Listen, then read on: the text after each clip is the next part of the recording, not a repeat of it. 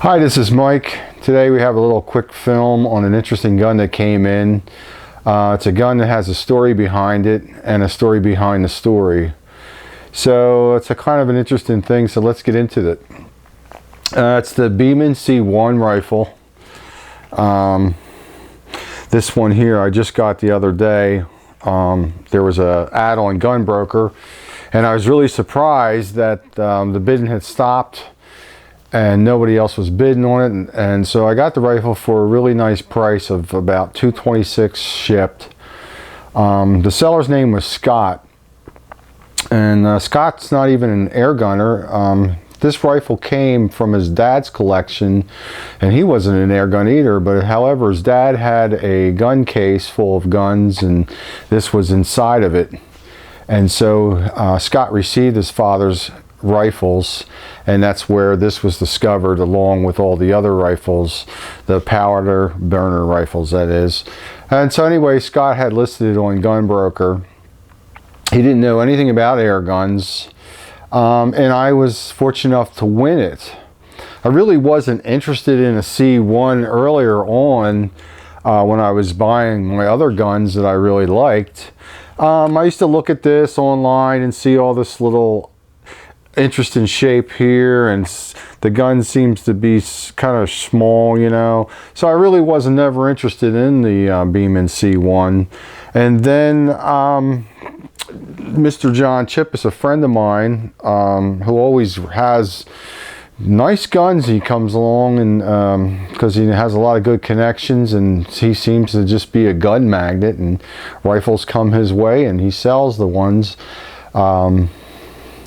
to other people. So anyhow, he listed one on the yellow, and I was reading the ad and I thought, you know, maybe I'll look into that C1, and for some reason my interest peaked. Anyway, so I started looking online for Beeman C1, and lo and behold, I saw this guy on Gunbroker.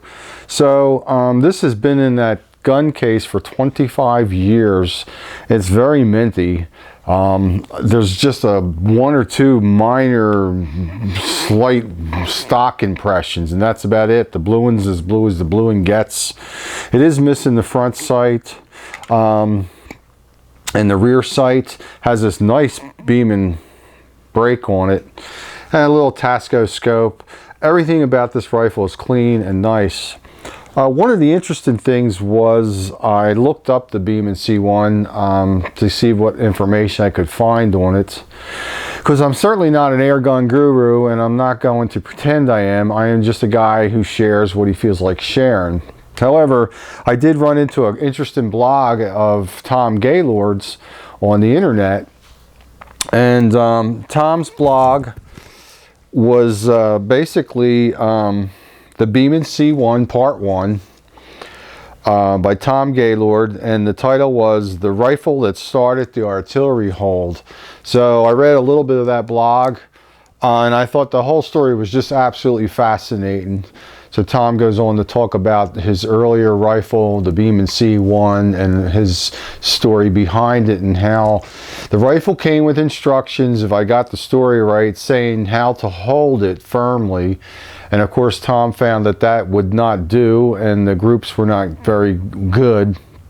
So he decided to experiment a little bit, and thus he discovered what is now known today as the artillery hold, the very light, you know, and with your hand. So that was really cool. And so there's the story within a story. And this story is basically about a gun that is kept in a safe for 25 years, and it finally made its way to me. So anyway, we're going to go through this gun later on as we go through all the guns, and we're going to check it all out, check the seal out, tune it, and do the whole 9 yards. One of the things about this rifle when I got it, when I broke the barrel, I went like that and the whole barrel just flipped over. And of course I had it in my hand, and I knew it wasn't a broken spring. I knew exactly what that was. It just happened to be that the rifle was actually cocked already and the piston was engaged, ready to fire. So that was a bit scary. So I simply closed the barrel back up, pointed it down to the box that was on the floor, and shot the rifle, and the rifle went off. At any rate, it's a very neat gun, and the serial number on this happened to be my serial number on this Beeman C1 was 776175, and on Tom's blog, his serial number for his rifle was 771894. So how about that? I thought that was kind of fascinating too. So it's an older rifle, and it has San Rafael written on it, made in Great Britain, of course. And a little later on in the video, I'll show you the serial number and try to get a little close-up of this. But one of the things about this was here the box had a nice big fat hole in it. Unfortunately today, with the people who are uptight and aggravated, you get these people in this system who have to deal with shipping things, take their aggravation or whatever, their little antics on puncturing boxes and stuff. It didn't come from anything else other than somebody purposely puncturing it. But thank God the rifle came through unscathed. And Scott the seller, I was really shocked to see this nice blue tape. He had bubble wrapped that thing really well. It was bubble wrapped to death. And even had a nice sheet on top of that inside, and then bubble wrapped. But he used the blue tape, and the blue tape comes undone very easily compared to the masking tape. So, you know, some of you guys out there who ship and deal with using and selling your guns, take a tip. And don't pack somebody's gun with a pound or two of bubble wrap and use the masking tape throughout the entire process so the guys can't even get their gun opened. Use the blue stuff, it'll secure everything, and then it'll make undoing the package easy. Had that have been real masking tape, I wouldn't even be doing the video. I'd still be right now undoing the bubble wrap and cutting through the tape. But anyway, let's take a look. I'll get my wife to hold this. I don't know how good you're going to be able to see it, but just take my word for it. The beach is nice, the blue one's nice, and you know, for a little rifle, it's like petite. You can really feel the quality in this little guy. It is actually, honest to God, it's actually a very cool rifle. It has a whole different feel, and one of the reasons I didn't want a C1 because I was buying the other rifles, I thought, wow, I don't need that. You know, why would I need that? I have my Beeman R9, the Hawk R95, Weinrock 95, and all the other different guns. But finally, the Beeman C1 was calling out to me, and you know what? I'm glad it did, because it is really a cool gun. So anybody that already has one of these, I would say, hey, you know, don't take it for granted because you have all those other nice guns. This is definitely a cool gun and worth having. And you know, they're accurate because other people have said they're very accurate. It's Beeman made. Why wouldn't it be accurate? So anyway, there's a couple cool things about this rifle.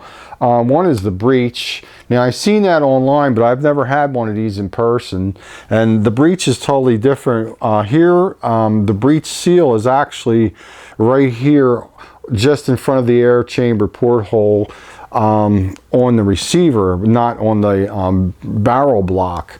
And that was interesting. I wonder what's behind that design, and there's got to be something going on there. But I'm like I said, I'm not an air gun guru, and I wouldn't even pretend to be anything other than who I am. So let's take a look at this.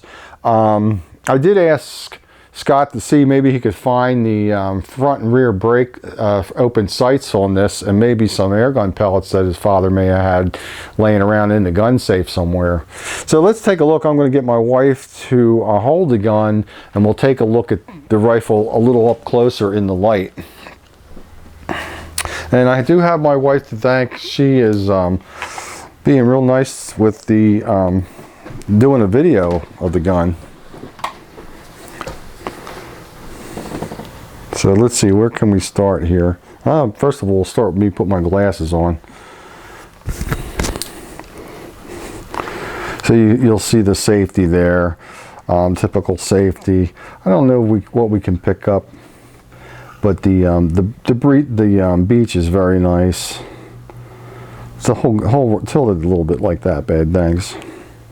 The blue one's nice, the scope rail's nice. This gun is basically in very mint condition. Not perfect mint, but mint enough. So here you can see what I was talking about. Most of everybody already knows, but I thought that was kind of interesting how the barrel comes back and then the breech seal is actually over here just in front of the airport chamber hole. There's nothing here on the gun itself that is damaged or, you know, an eyesore. It's just a beautiful condition, just needs to be wiped down. And then let's see right here if I can take my time and get this angle right. Let's see. Let's try. Your light's not the same. Oh, you're right. Let's try this way. Or go under here. Okay, let's go under here. No, let's not go under there. Let's go up here more. Sorry guys, just give me a sec. I'm trying to, there we go. That might work. There, that's good. So let's get into that.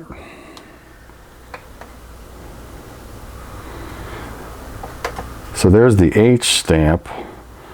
When I first saw it, I thought that was a 1, but it's actually 7-7. Right? You can see it there. That's a good, very good serial number there. Let's turn it and see if we can get the Beeman in there. Hold that thought and I'll zoom in a little bit. Well, it's your typical stampings, right? Your Beeman made in Great Britain and all that. San Rafael markings. I'll try to get a little bit closer, but I don't know. You got to get these things just right. Otherwise the stamping looks funny. So it's a beautiful rifle. It's really neat. I think everyone should have one of these in their collection. I mean, it's a vintage rifle too. And I bet you this thing is a lot of fun. So that's about it. There again, we'll show everybody knows what a Beeman brake looks like. Just a really nice gem. Okay, we'll switch a Rooney there, hon. Thanks. You know, I try to get my wife into shooting these air guns. She's nice enough to help me with the camera work, but she's just not interested. I tried. She grew up in Montana with real guns. What did you call them? Big game. The big game guns. Listen to that, huh? So she grew up with people shooting and hunting and using the big game guns.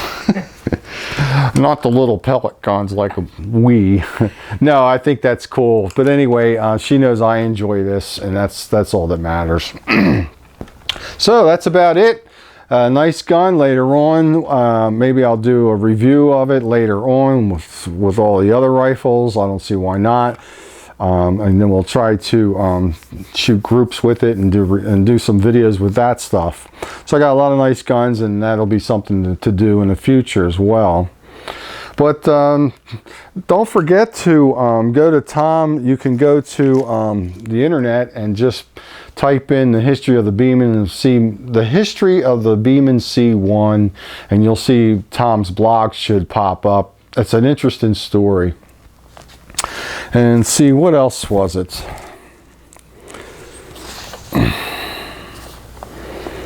Oh, just since we're here, I just wanted to mention a little bit different than the C1 here about the Turkish Tomahawks. Not all are bad. There's Mr. Dean Bowen. He had 2 of them. And he was sharing with me, he had 2 of them and both of his barrels were good. He had some work done to one of his, and his is actually doing very good. I think it was, I think it was 1/2-inch groups at 35 yards. You can't knock that for that rifle. And I would take that any time. So his was done and tweaked a little bit and worked on, I believe. And he had 2 Turkish Tomahawks that came in with good barrels. But there's a lot out there that, you know, like I always said, you don't know what you're going to get until you get it. So that was good to hear. And I have the 2 Turkish Tomahawks, and I'm still waiting, and it's no big deal. I'm not in a hurry. But I'm excited actually for when Tom Gore or Vortec Products comes up with the new springs for them. We can use them for both the Hatsan 95 and the Tomahawk guns. But I'm excited because it's going to be the spring to use in those guns. And then I'll be excited to work with it and see what I get with it and see what I want to do with it. Maybe nothing, just use it and just put new custom made guides and top hat and stuff. But we'll find out when we cross that bridge. So that's really good and exciting. I'm glad we can get springs for these things. And of course the piston seals for the hats and 95 work for the same gun as well, because they're both the same rifle. But anyway, that's it. Till we see this gun again in the future, there it is. If you have one, I'm sure you're glad you have one too. I know I am. It's definitely more than what I thought it was, and as it turned out, I wound up getting one, and it's pretty cool. It's a cool rifle. This is Mike saying thanks for hanging out, and be safe and take care.